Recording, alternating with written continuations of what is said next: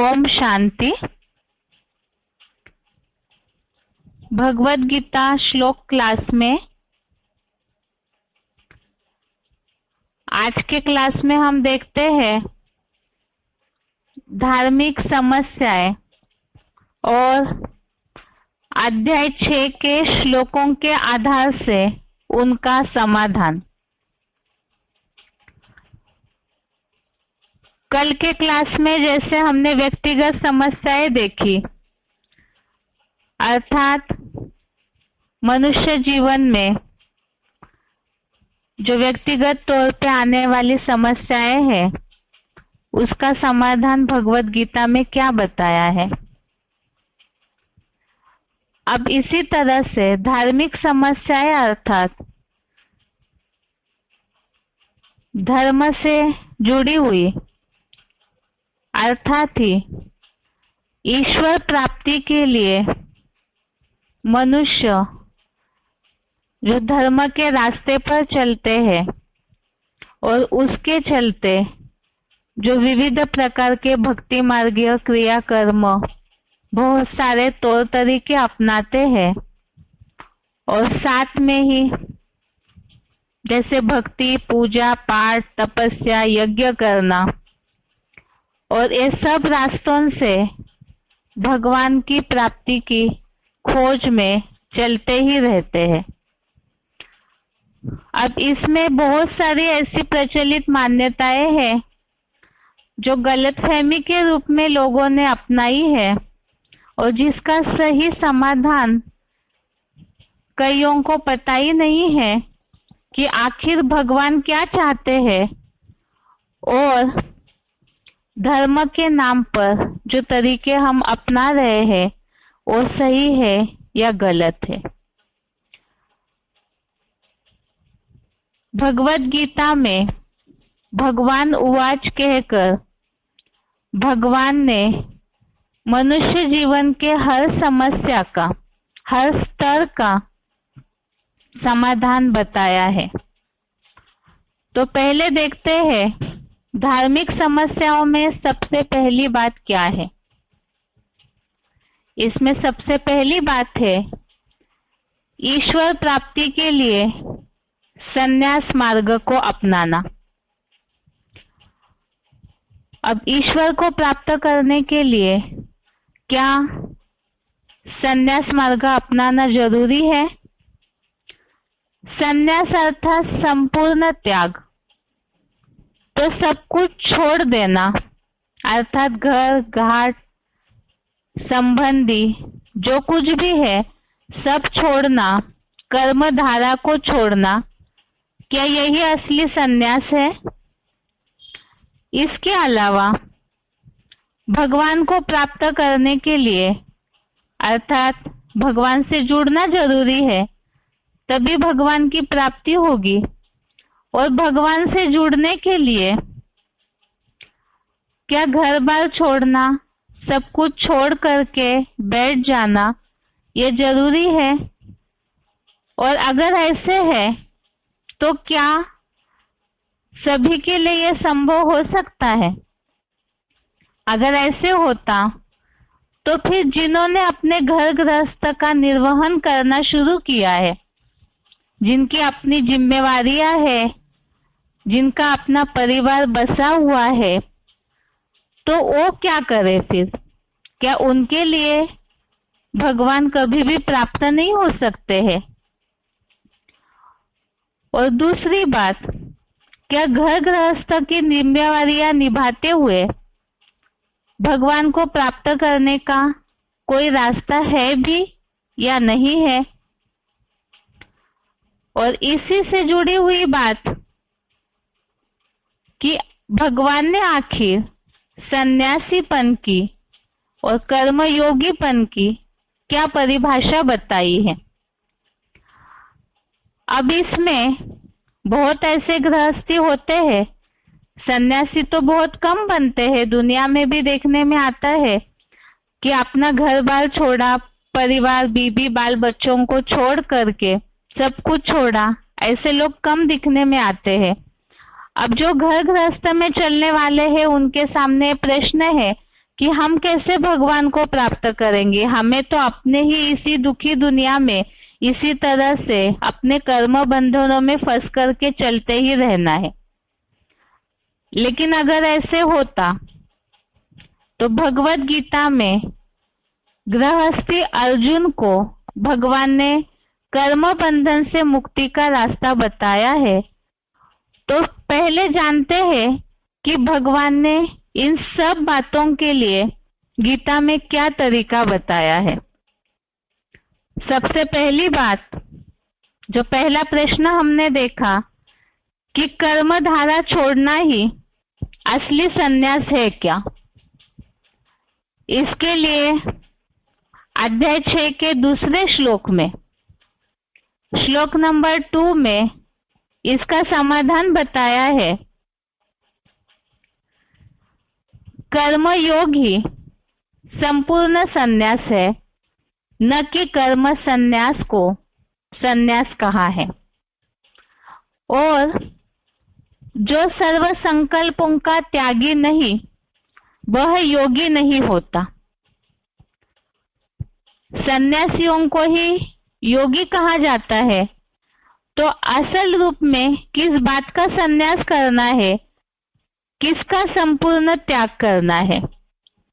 क्या भौतिक चीजों का त्याग, उसे त्याग कहा जाता है केवल? तो इसके लिए ही इस श्लोक में स्पष्ट किया है, अगर संकल्पों का त्यागी नहीं तो वह योगी नहीं होता। अर्थात जबरियन घर घाट वगैरह छोड़ दिया, अनिवार्य कर्मों को छोड़ दिया, लेकिन संकल्पों से उन सब बातों को याद करते रहते हैं, तो उन्हें सन्यासी नहीं कहा जाएगा।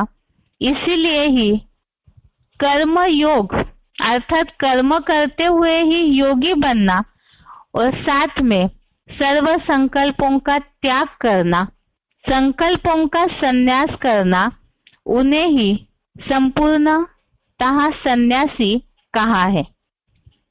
दूसरी प्रश्न है यहाँ, भगवान से जुड़ने के लिए और भगवान की प्राप्ति के लिए क्या सब कुछ छोड़ना जरूरी है?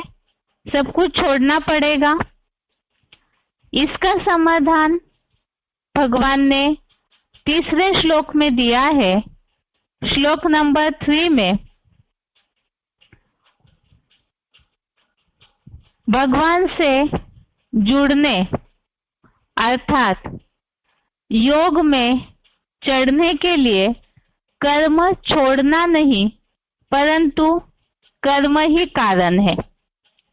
अर्थात भगवान ने ये कभी नहीं कहा कि जो कुछ भी अपनी जिम्मेवारियां ली हुई है वो सबको छोड़ने से ही भगवान की प्राप्ति हो सकती है, बल्कि जो भी जिम्मेवारियां है यहाँ पे योग अर्थात ही भगवान से जुड़ना अर्थात ही योग, जैसे कि अध्याय 6 का या भगवत गीता में तो हर अध्याय का ही नाम योग शब्द से जुड़ा हुआ है।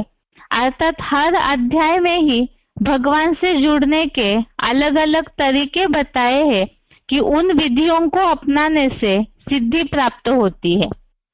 तो योग की स्थिति में चढ़ने के लिए कर्म ही कारण है।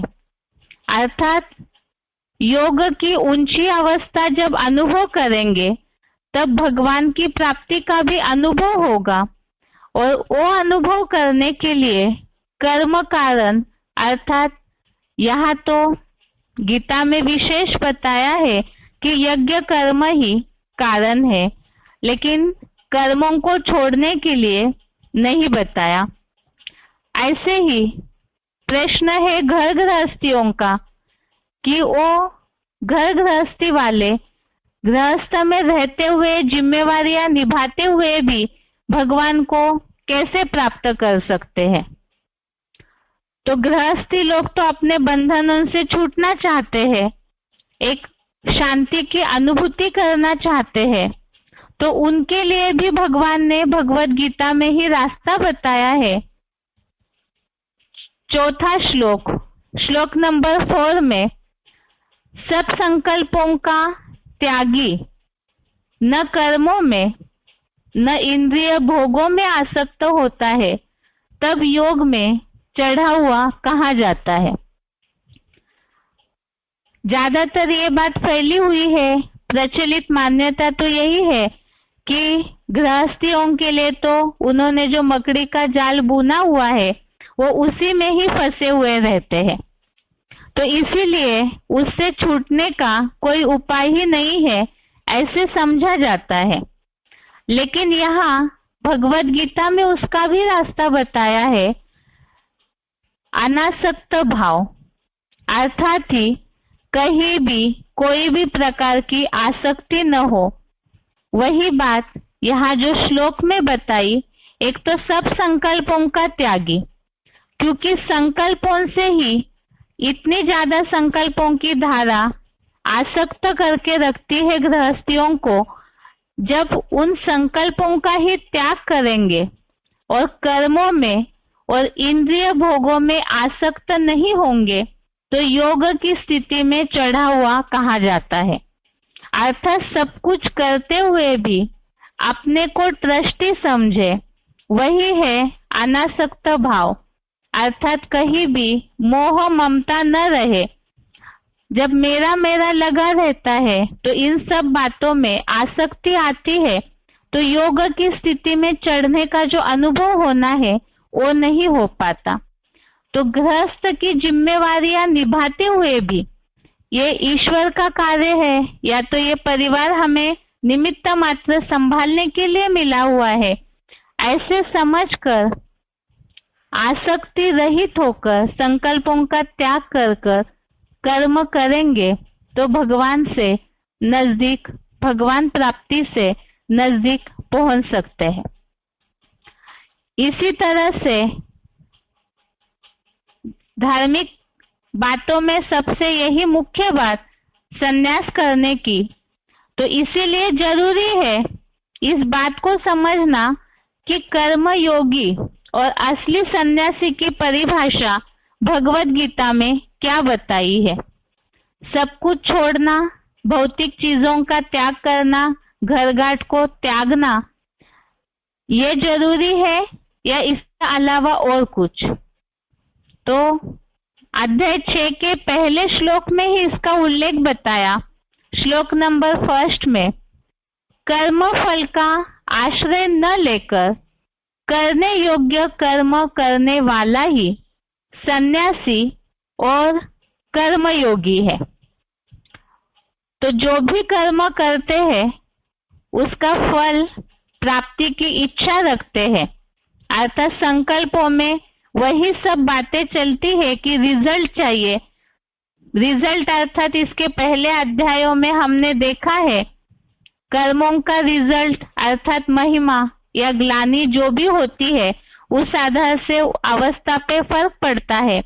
तो इसीलिए भगवत गीता में सन्यासी की परिभाषा विशेष बताई, कर्म फल का आश्रय न लेकर, अर्थात उसके रिजल्ट की परवाह न करते हुए करने योग्य कर्म करने वाला ही, अर्थात जो अनिवार्य कर्म जीवन जीने के लिए चाहिए उसे कहा है करने योग्य कर्म करना, और ऐसे करने वाला ही सन्यासी और कर्म योगी भी है। तो भगवत गीता में निष्क्रिय होकर बैठना या पूरी तरह से सब कुछ जबरियन त्यागना हठ पूर्वक, हठयोग कहीं भी नहीं बताया है। तो सहज रीति से सारे जो भी अनिवार्य कर्म है वो करते हुए, लेकिन कर्मों के फल को त्यागना, सब संकल्पों का त्यागी ही असल रूप में कर्म योगी ही सन्यासी है। तो ये हो गई पहली समस्या जो कि सन्यास मार्ग को लेकर विशेषकर सभी के बुद्धि में चलती है। तो इसीलिए भगवान ने इसके लिए विशेष बात बताई। यहाँ भौतिक चीजों का त्याग नहीं बल्कि कर्म करते हुए संकल्पों से त्यागी और ना ही इंद्रिय भोगों में आसक्त होना है। तो ऐसा ही योग की स्थिति में भी चढ़ा हुआ कहा जाता है। अगली समस्या है धार्मिक समस्याओं से जुड़ी हुई। कई बार ऐसे भी होता है जो सन्यासी नहीं बन पाते हैं तो वो सोचते हैं, या तो बहुत ऐसे लोग हैं भगवान को प्राप्त करने के लिए भक्ति मार्ग के विशेष बातें जुड़ी हुई है, व्रत, उपवास, जागरण आदि करना। जैसे कि देखा जाता है नवरात्रि के समय भी 9-10 दिन तक निर्जला उपवास करते हैं। महाशिवरात्रि के समय, एकादशी के समय बहुत सारे वैरायटी प्रकार के उपवास व्रत मनाए जाते हैं भक्ति मार्ग में। इसके अलावा जागरण करना, ऐसे वैरायटी प्रकार की कठोर यातनाओं वाले कठोर साधनाएं की जाती है ताकि भगवान प्रसन्न हो। अब सबसे पहली बात तो इसमें प्रश्न उठता है, क्या भगवान शरीर को कष्ट देना सिखाते हैं? कहीं भी इस तरह से भगवत गीता में शरीर को कष्ट देने का उल्लेख आया है क्या? दूसरी बात, ऐसी कठोर साधनाओं से ही, जैसे कि 10-10 दिन तक उपवास किया, कई लोग तो जल भी ग्रहण नहीं करते हैं। अब ऐसी साधनाओं से यदि भगवान प्रसन्न होते हैं, फिर समाज में तो कई ऐसे लोग हैं जिनकी शारीरिक स्थिति जवाब दे जाती है, अर्थात बीमार है। कई ऐसे बुजुर्ग लोग हैं जो कि इस तरह की कठोर साधनाएं नहीं कर सकते हैं। सभी की अपनी अपनी स्थिति परिस्थितियां हैं। जो पेट के लिए 2 रोटी कमाना है तो उन्हें तो उतना शरीर के लिए मेहनत करनी पड़ती है। तो ऐसे समय में ऐसे लोग क्या करें? क्या ऐसे लोग भगवान की प्राप्ति से वंचित हो जाएंगे? और अगर ऐसे है तो क्या भगवान इन सब बातों में पक्षपात करते हैं कि जो बहुत कठोर साधनाएं करेंगे उन्हें मिलेंगे और बाकी जो नहीं है उसमें सक्षम तो वो कभी भी भगवान से मिल ही नहीं सकेंगे, उनसे मिलने का अनुभव ही नहीं कर सकेंगे? क्या ऐसी बात भगवान ने न्याय व्यवस्था में बनाई होगी? दूसरी बात है, जैसे बहुत ऐसे लोग हैं नौदा भक्ति वगैरह भी करते हैं और जो नहीं सक्षम है ऐसे करने में, तो वो भगवान से कैसे मिल सकते हैं? क्योंकि भक्ति मार्ग में जो आस्था, श्रद्धा, भावनाएं भरी हुई है, उस अनुसार तो परसेंटेजली सभी यही चाहते हैं कि हमसे भगवान प्रसन्न हो, ना हम भगवान से दूर हो, ना भगवान हमसे कभी भी दूर हो। सदैव ही हमारे ऊपर भगवान की छत्र छाया बनी रहे।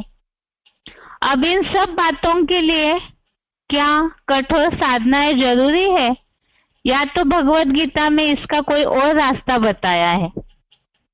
तो इसमें पहले देखते हैं कि भगवान क्या चाहते हैं सभी से। गीता का ही अध्याय 6 का 16वां श्लोक नंबर 16 में इसका एकदम स्पष्ट जवाब दिया हुआ है। न तो अधिक खाने वाले, न बिल्कुल उपवास वाले, तथा न अधिक सोने और न पूरा जागने वाले का योग लगता है। भगवान से जुड़ने के लिए योगी बनना जरूरी है, क्योंकि योग अर्थात ही जुड़ना। तो भगवान की प्राप्ति के लिए भगवान से जुड़ना जरूरी है, और भगवान से जुड़ने के लिए अधिक भूखे रहे तो वो अति हो जाएगा। और ये तो कहावत बहुत प्रसिद्ध है, अति सर्वत्र वर्जते। अब इसी तरह से भूखे रह जाते हैं तो ये तो अपने दिल से ही प्रश्न पूछना होगा कि जब अति के भूखे हो जाते हैं तो सबसे पहले भगवान याद आएगा, या तो फिर पेट की तरफ ही बार बार बुद्धि जाएगी? और अगर बुद्धि पेट की तरफ जाती है तो भगवान से जो बुद्धि योग जुड़ना चाहिए वो जुड़ेगा ही नहीं, और जब बुद्धि योग जुड़ेगा नहीं तो भगवान के प्राप्ति की अनुभूति कैसे होगी? क्योंकि इसी के चलते ये कहावत भी बनी हुई है, भूखे भजन न होए गोपाला। अब ऐसी कहावतें जो बनी है वो तो व्यर्थ नहीं बनी होगी। इसी के लिए ही भगवान ने भी गीता में इस बात का उत्तर दिया श्लोक नंबर 16 में कि अधिक खाएंगे और पूरी तरह से या तो उपवास करेंगे तो ये बैलेंस वाली स्थिति नहीं है। कई ऐसे हैं या तो सोएंगे या तो पूरा जागेंगे, तो ऐसे में से बैलेंस वाली स्थिति नहीं है, तो ऐसों का योग नहीं लगता है। तो क्या करना चाहिए? शरीर को कष्ट भी न हो, बैलेंस वाली स्थिति भी हो, और कोई भी उम्र वाला हो, कैसी भी शारीरिक स्थिति वाला हो, बुजुर्ग हो चाहे जवान हो, बीमार हो चाहे स्वस्थ हो, लेकिन सबके लिए ही एक अनुकूल तरीका भगवान ने बताया है। क्योंकि इसके पहले अभी तक के 5 अध्याय में जहां भी योगी बनने की परिभाषा बताई है, वह हर जगह योगी अर्थात ही बैलेंस वाली स्थिति। तो वो बैलेंस वाली स्थिति के लिए ही श्लोक नंबर 17 में बताया है, आहार विहार में युक्ति युक्त, कर्मों में युक्ति युक्त चेष्टावान का, नियमित निद्रालु जागृत का योग दुख हरता होता है। भगवान से जुड़ना सब इसीलिए चाहते हैं ताकि सुख शांति की प्राप्ति हो, जीवन से दुख अशांति मिटे, कर्म बंधन कटे। और इसी के लिए बताया कि किनका योग दुखों को हरने वाला होगा, जो बैलेंस वाली स्थिति वाले होंगे, अर्थात आहार विहार में युक्ति युक्त, कर्मों में भी युक्ति युक्त हो। और ऐसी स्थिति जिनकी होगी, योग दुख हरता होगा। अब दूसरा प्रश्न इसमें हमने देखा कि भक्त यही चाहते हैं कि भगवान हमसे कभी दूर न हो, सदैव हमारे ऊपर छत्र छाया बनी रहे, और हम भी भगवान से कभी दूर न हो। अब इसके लिए भी उपाय बताया है, वो भी कोई कठोर साधनाओं वाला उपाय नहीं है। सबसे पहले तो भगवान से योग युक्त होना जरूरी है, जो कि अभी के श्लोकों में हमने देखा। और इसके अलावा कल कुछ श्लोकों का उल्लेख देखा था, जैसे कि श्लोक नंबर 5 अध्याय 6 का ही श्लोक नंबर 5 में जो उल्लेख आया है, आत्मा को ऊंची स्थिति में ले जाए, अर्थात आत्मिक स्थिति में स्थित करके शिवाय भगवान के और कुछ भी चिंतन न करे। और ऐसी स्थिति जब बन जाती है योगी की, तो वो स्थिति श्लोक नंबर 30 में बताई है, श्लोक नंबर 30 में, कि जब भगवान से बुद्धि योग जुड़ जाएगा, अपन को आत्मा समझ भगवान से बुद्धि योग जोड़ जाते हैं, और ये सब बातों में जो कर्मों में युक्ति युक्त चेष्टावान होते हैं, अर्थात कर्मों में बैलेंस जिनका हो जाता है, ऐसे योगी, उनकी निशानियां बताई, जो सर्वत्र भगवान को देखता है और भगवान में सबको देखता है। न भगवान उनसे दूर है और न वह भगवान से दूर होते हैं। और ऐसे ही श्लोक नंबर 31 में बताया, जो योगी सब प्राणियों में नंबरवार योग ऊर्जा से स्थित भगवान को भजता है, वह सब प्रकार से व्यवहार करते भी मेरे दिल में है। तो यहाँ कहीं भी कर्म धारा को छोड़ने का उल्लेख नहीं आया, ना कहीं भी शारीरिक कष्ट देने का उल्लेख आया है, बल्कि ये बताया सब प्रकार से व्यवहार करते हुए भी, अर्थात अपने जो अनिवार्य कर्म है वो करते हुए भी ऐसे भगवान के दिल में रह सकते हैं, जो भगवान की योग ऊर्जा नंबरवार सभी में व्याप्त है। इस भावना को अपने बुद्धि में रखते हैं, भगवान से बुद्धि योग जोड़े रखते हैं, अर्थात भगवान को भजते हैं, वो सब प्रकार से कर्म करते हुए भी भगवान के दिल में है। आगे है तीसरी समस्या।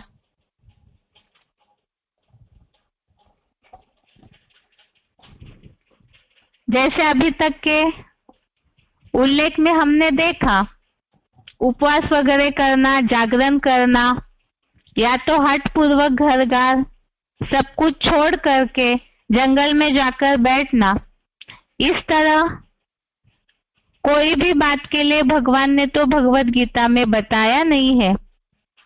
अब तीसरी समस्या है, कई लोग भगवान की प्राप्ति के लिए भक्ति मार्ग में विविध प्रकार के कर्मकांड करते हैं।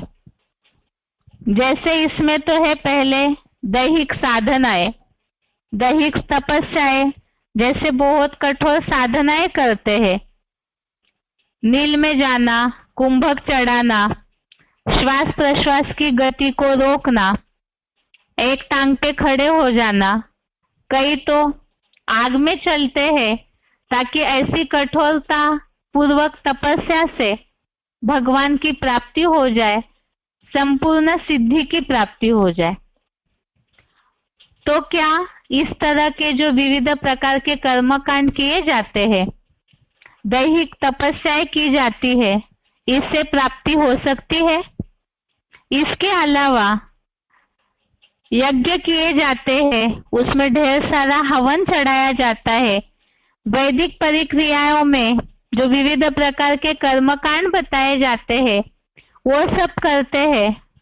तो क्या भगवत गीता में इस तरह के शरीर को यातना देने वाले, दैहिक तपस्याओं वाले, या तो ये विविध प्रकार के यज्ञ वगैरह करने वाले कर्मकांडों के लिए उपदेश दिया है? दूसरी बात, भगवान आखिर किस बात को श्रेष्ठ मानते हैं? क्योंकि कर्मकांड किए जाते हैं भगवान को पाने के लिए। अब ये कहा जाता है, भक्त तो ये चाहते हैं कि हम ऐसे क्या करें जिससे भगवान प्रसन्न हो। तो भगवान को जो प्रिय हो, जो भगवान को पसंद हो, भगवान जिसे श्रेष्ठ मानते हो, क्या वो ये साधनाएं है या कुछ और है? भगवान किसे श्रेष्ठ मानते हैं? और तीसरी बात, संपूर्ण सिद्धि के लिए पाप सारे भस्म हो जाए, इसके लिए शारीरिक तपस्याएं करते हैं, जैसे आग में जलाना, पानी में पूरा खड़े रहना, ऐसे विविध प्रकार के जो तौर तरीके अपनाए जाते हैं, भौतिक यज्ञ या कर्मकांड किए जाते हैं, तो क्या इससे पाप धुल जाते हैं? तो ये देखना जरूरी है कि भगवत गीता में भगवान ने क्या उपदेश दिया है, क्योंकि भगवान की प्राप्ति का सबसे मूल शास्त्र है भगवत गीता। इसमें देखते हैं कि भगवान किस चीज को पसंद करते हैं। तो इसका समाधान दिया हुआ है।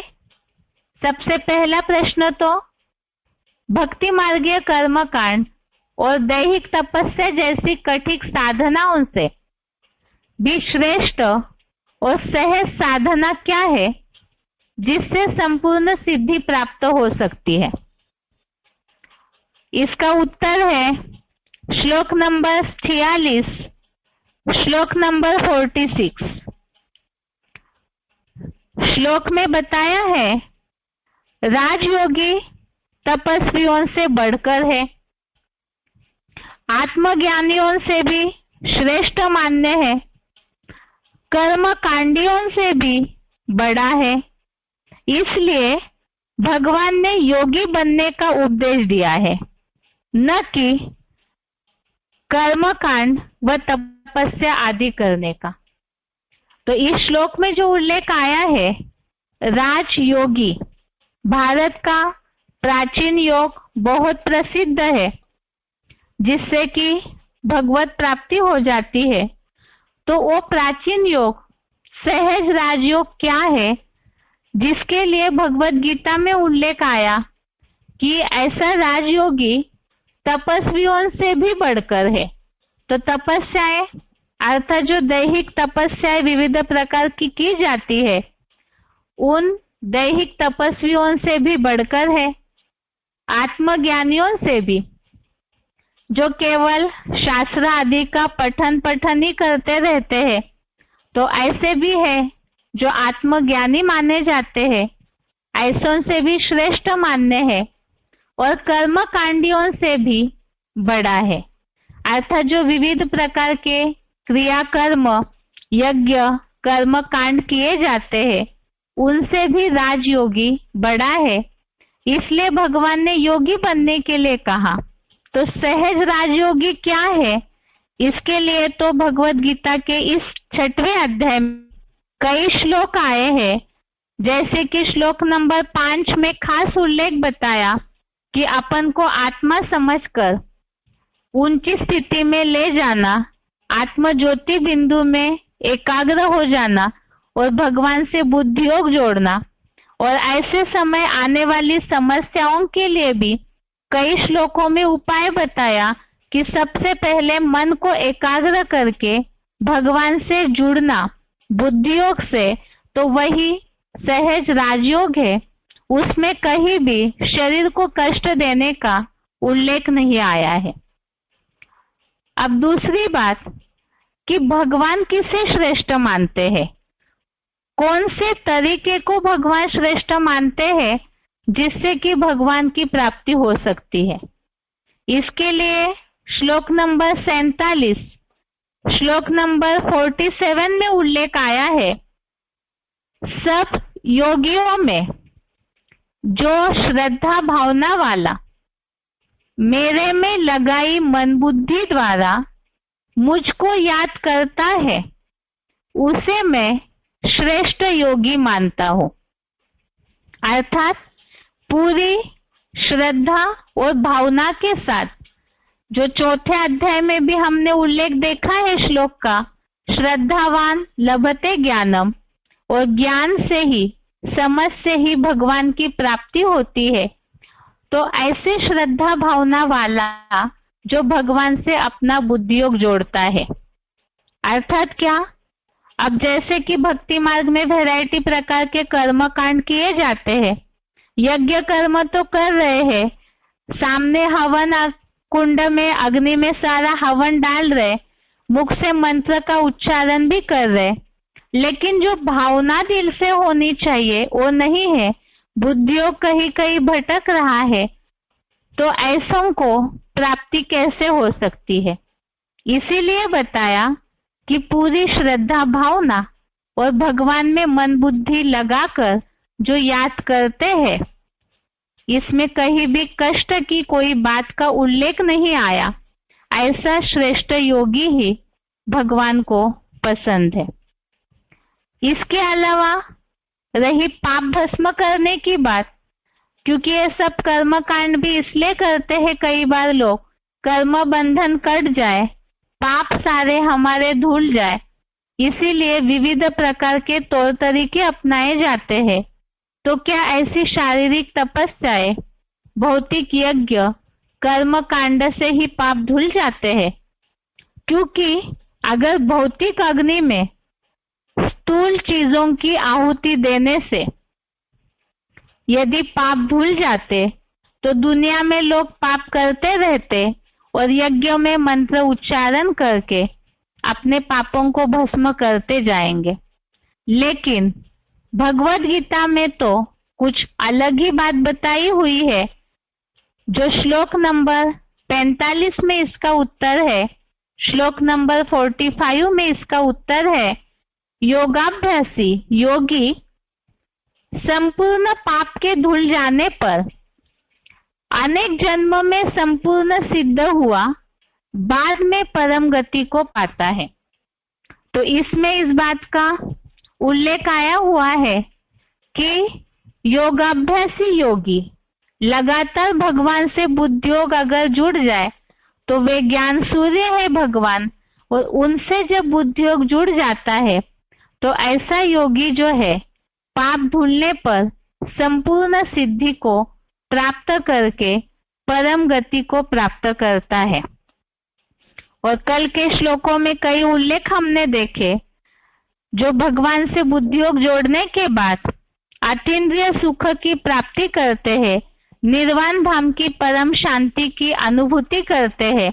तो ऐसी शांति और अतीन्द्रिय सुख की प्राप्ति जो सही योगी बनते हैं उनको हो जाती है जब पूरी तरह से पाप भस्म हो जाते हैं।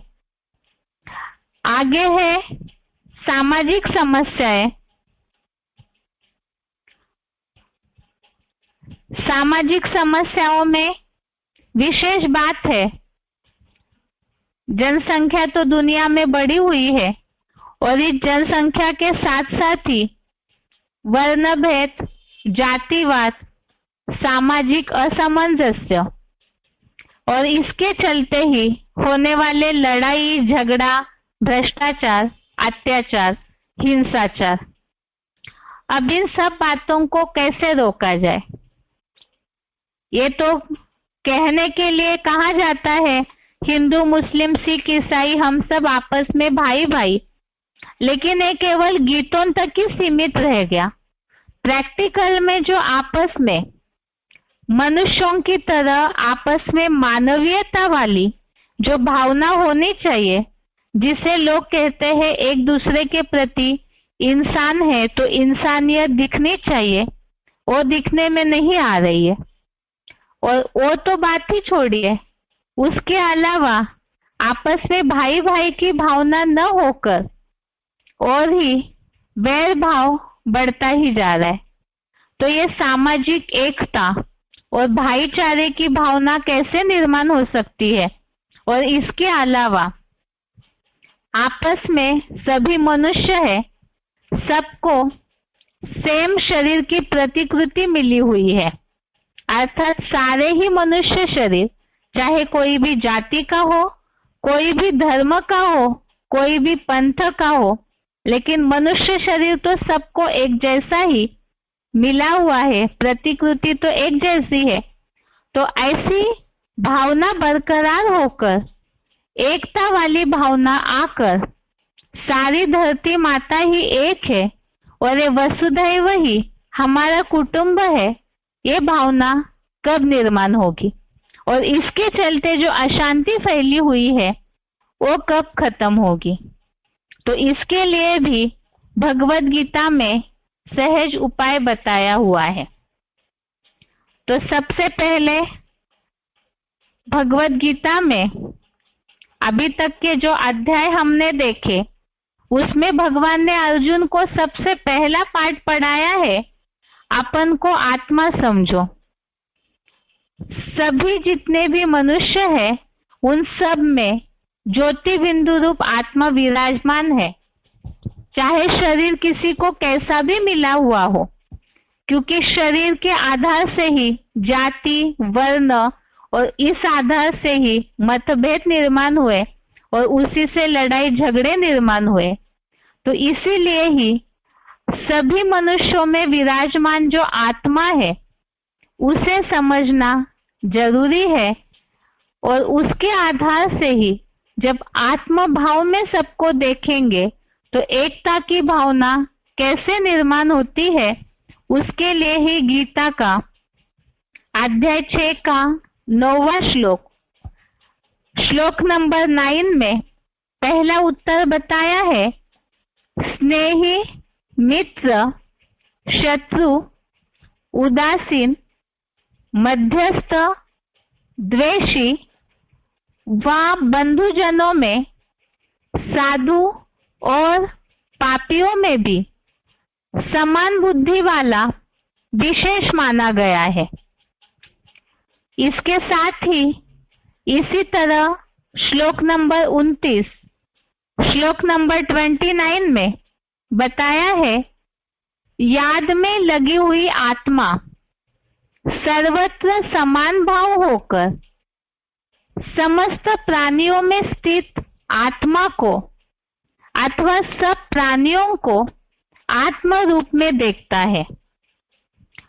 और श्लोक नंबर 32, श्लोक नंबर 32 में बताया है, सब प्राणियों में आत्म भाव से सुख को व दुख को समान देखता है, वह योगी परम मान्य है। तो सबसे पहले तो जो अपन को आत्मा समझे, उसके बाद भगवान से जिनका बुद्धियोग जुड़ा हुआ होगा, तो जैसे भगवान जो सूर्य है वो कभी भी किसी के प्रति पक्षपात नहीं करता, सूर्य की रोशनी सबको समान मिलती है, ऊंच नीच की भावना है नहीं सूर्य के पास। इसी तरह से भगवान वो भी ज्ञान का चमकता हुआ सूर्य है, वो भी सबको समान दृष्टि से देखते हैं। तो जिन्होंने भगवान से अपना बुद्धियोग जोड़ा हुआ है, तो स्वतः ही उनके अंदर भी ये भावना निर्माण होगी और उनकी ये निशानियां तैयार हो जाएगी कि सब प्राणियों में वो आत्म भाव से ही सबको देखेंगे। और ऐसी जो याद में लगी हुई आत्मा है, सबको आत्म रूप में, सब प्राणियों में स्थित आत्म रूप में देखता है और इसी आधार से सुख या दुख में भी समान स्थिति वाला हो जाता है। और इसी के कारण आत्मिक स्थिति की दृष्टि से भाव पूरा बदलकर, चाहे स्नेही, मित्र, शत्रु, कैसे भी वैरायटी आत्माएं संबंध संपर्क में आए, तो भी वो सबके प्रति समान बुद्धि वाला ही होगा। और ऐसों को ही गीता में भगवान ने विशेष माना है। और जब ऐसी भावनाएं सबके अंदर निर्माण होगी कि सब आत्माएं हैं, तो आत्मा आत्मा, भाई भाई की भावना निर्माण होगी। और जब ये भाईचारे की भावना निर्माण होगी, हम सब आत्माएं भगवान की संतान है, एक पिता की संतान है, योगी वो ऐसा सहयोगी बन जाएगा, तो सामाजिक एकता निर्माण होगी।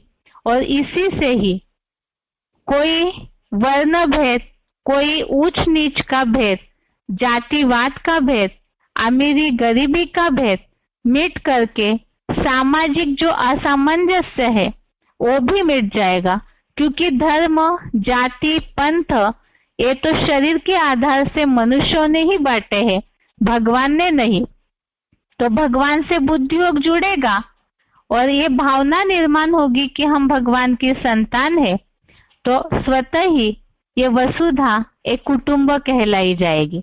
तो इसीलिए सबसे मुख्य बात इसका उपाय है, अपन को आत्मा समझ भगवान से बुद्धियोग जोड़े और इस भावना को बरकरार करे कि हम भगवान की संतान हैं।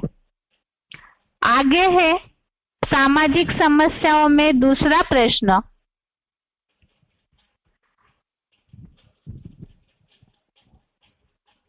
इसमें मुख्य बात है, आज जिस तरह से सभी की शारीरिक स्थिति चलती है, उसी के चलते ही लोग योग को महत्व देने लगे हैं, अर्थात मेडिटेशन को मान्यता देते। अब ये जो योग दिवस अंतर्राष्ट्रीय स्तर पर भी मनाया जाता है, 21 जून को योग दिवस के रूप में अंतर्राष्ट्रीय स्तर पर मनाया जाता है। अब आखिर योग माना क्या है? क्योंकि इस दिन तो प्राणायाम, शारीरिक एक्सरसाइज करना, इस तरह से विविध प्रकार के तरीके अपनाकर योग दिवस को सेलिब्रेट करते हैं। लेकिन असली योग की परिभाषा क्या है?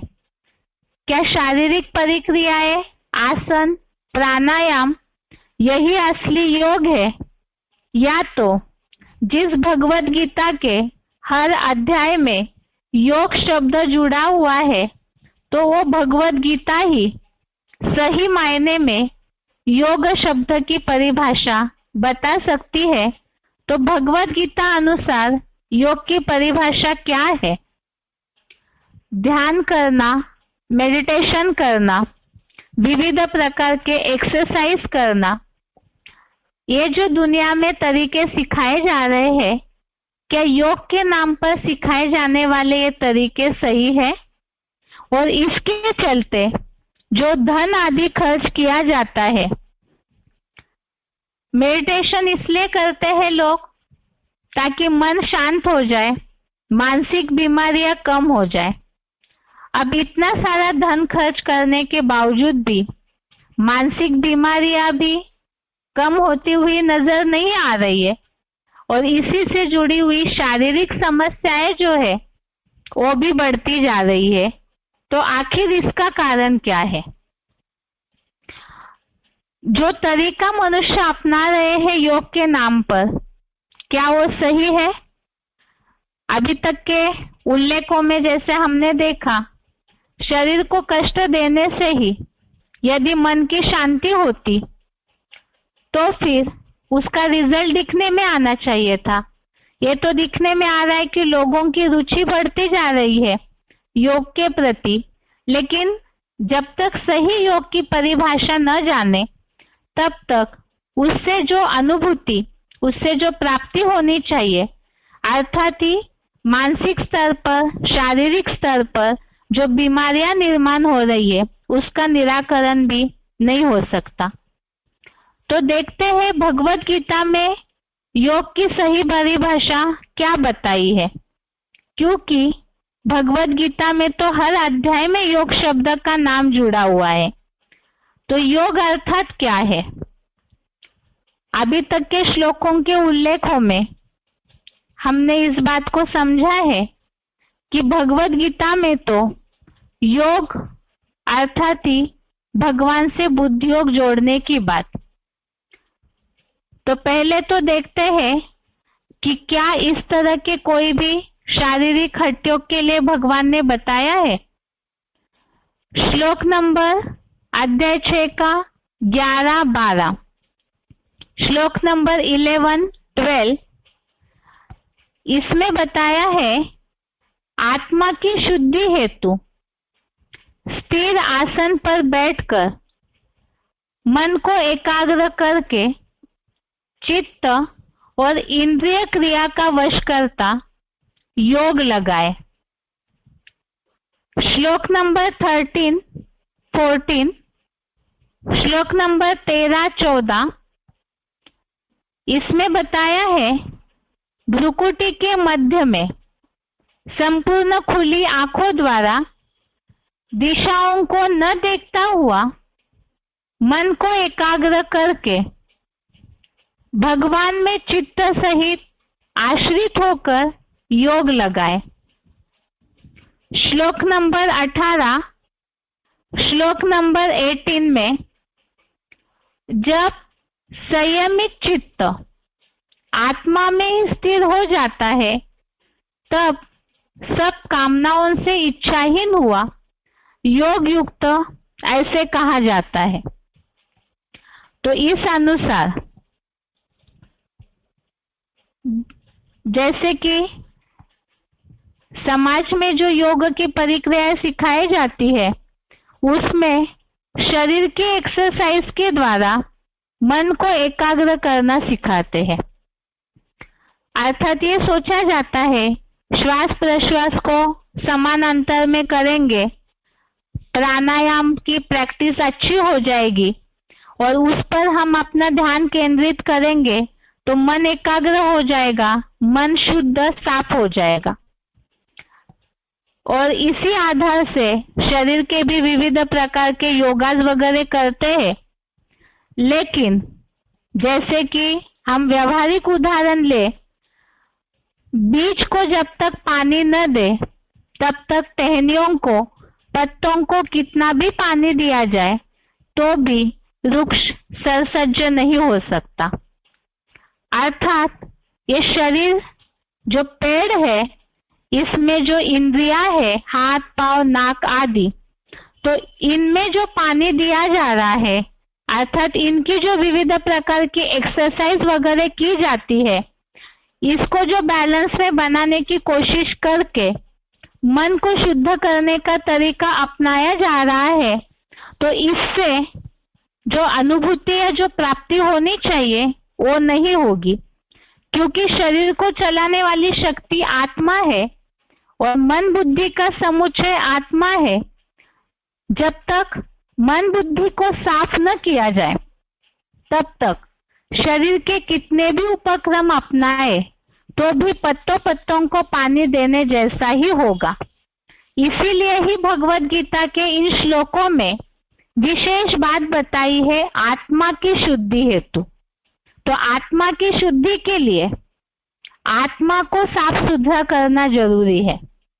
और वो कैसे? क्योंकि मन को शांत करना है तो मन की एक्सरसाइज जरूरी है। और मन की एक्सरसाइज क्या है?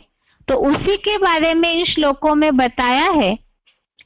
आत्मा की शुद्धि हेतु पहले स्थिर आसन पर बैठकर, शरीर की हलन चलन की कोई बात का उल्लेख नहीं आया, स्थिर आसन पर बैठकर अर्थात शरीर को स्थिर करके, एकाग्र करके, मन को एकाग्र करके चित्त और इंद्रिय क्रिया का वश करता योग लगाए। अर्थात इंद्रियों से, शरीर से जो भी क्रियाएं होती है, हाथ पांव की हलन चलन, उन सब क्रियाओं को वश करना अर्थात कंट्रोल करके योग लगाए, अर्थात भगवान से अपना बुद्धि योग जोड़े। और दूसरी परिक्रिया भ्रुकुटी के मध्य में, जो इसके पहले भी उल्लेख देखा है, आत्मिक स्थिति में एकाग्र हो जाए क्योंकि आत्मा की शुद्धि करना है।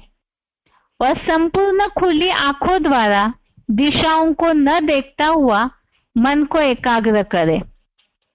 तो दुनिया में जो तरीके सिखाए जाते हैं उसमें आंख बंद करने के लिए बताया है, लेकिन जिसमें भगवान वाच, स्वयं भगवान जिस बात को बता रहे भगवत गीता में, उसमें आंख बंद करने के लिए नहीं बताया, बल्कि खुली आंखों के द्वारा कहीं भी दिशाओं को इधर उधर न देखते हुए एकाग्र हो करके भगवान से अपना मन बुद्धि से योग जोड़े। और तीसरी बात जो बताई, संयमित चित्त आत्मा में ही स्थिर हो जाता है। अर्थात मन बुद्धि जब कंट्रोल करके आत्मा ज्योति बिंदु में स्थिर हो जाती है तो जो सर्व कामनाओं से इच्छाहीन, इच्छा मात्रम अविद्या बनता है तो वही योग युक्त है। और ऐसा योगी जो सारी इच्छाओं से साफ है, आत्मा की शुद्धि के लिए मन का मेल हटाना जरूरी है। तो यहाँ बताया सब कामनाओं से इच्छाहीन, सब संकल्पों का त्यागी जब ऐसे बन जाते हैं, अर्थात विचारों से जो साफ होकर के मन बुद्धि का योग भगवान से जोड़ते हैं, तो ऐसा ही आत्मा को शुद्ध करने के बाद ही प्राप्ति की अनुभूति कर सकता है। अब यही कारण है कि भगवत गीता के इन बताए हुए उपदेशों को सही मायने में, सही अर्थ में समझ न पाने के कारण लोग दुनिया में विविध प्रकार की प्रक्रियाएं अपना रहे हैं। उसके बावजूद भी प्राप्ति न होने का कारण सही विधि नहीं तो सिद्धि की प्राप्ति भी नहीं। अब इतने सारे श्लोकों में कहीं भी भगवान ने पैसे खर्च करने के लिए नहीं बोला है। जैसे कि कल भी उल्लेख हमने देखा कि कस्तूरी तो मृग के पास ही रहती है, इसी तरह से यहाँ भी शांति और सुख स्वयं मनुष्य के पास ही है। और ये भारत में प्राचीन जो आयुर्वेद पद्धति है उसमें भी ये बात बताई कि मनुष्य की बीमारियों का हर इलाज मनुष्य के अपने शरीर में ही है। और वो क्या है? तो मन बुद्धि को एकाग्र करना, आत्मा बीज को पहले शुद्ध करना। और जब ऐसा शुद्ध करेंगे तो फिर भगवान से जुड़ा हुआ हर मनुष्य स्वतः ही बीमारियों से, दुख अशांतियों से मुक्ति पा सकता है। इसके लिए ना ही कोई शरीर को कष्ट देने की आवश्यकता है, ना कोई खर्चीले तौर तरीके अपनाने की आवश्यकता है, ना कोई अलग से समय देने की आवश्यकता है। तो इसके लिए दिन भर में बीच बीच में प्रैक्टिस करते रहेंगे मन को एकाग्र करने की, मन के एक्सरसाइज की, तो स्वतः ही मन की शांति की अनुभूति हो सकती है। तो ये सब तरीके न पता होने के कारण भगवान ने तो सारी बातों का तरीका बताया है, लेकिन उसे न अपनाने के कारण मनुष्य आज दुखी और अशांत है। तो इसीलिए भगवत गीता के इन सब बातों को सही रीति से समझकर हर समस्या का समाधान हम अपने जीवन में ढूंढ सकते हैं। इस तरह से अध्याय 6 के आधार से कल के और आज के क्लास में हमने व्यक्तिगत, धार्मिक और सामाजिक समस्याएं क्या है और उसका समाधान श्लोकों के आधार से समझा है। आज के लिए गीता क्लास यहाँ तक ही। बाकी रविवार के श्लोक टेस्ट के लिए श्लोक नंबर है अध्याय 6 का श्लोक नंबर 24 से श्लोक नंबर 47 तक। संडे श्लोक टेस्ट के लिए श्लोक नंबर है अध्याय 6 के श्लोक नंबर 24 से श्लोक नंबर 27 तक। इसके साथ ही गीता क्लास आज के लिए यहाँ पूरा होता है। ओम शांति।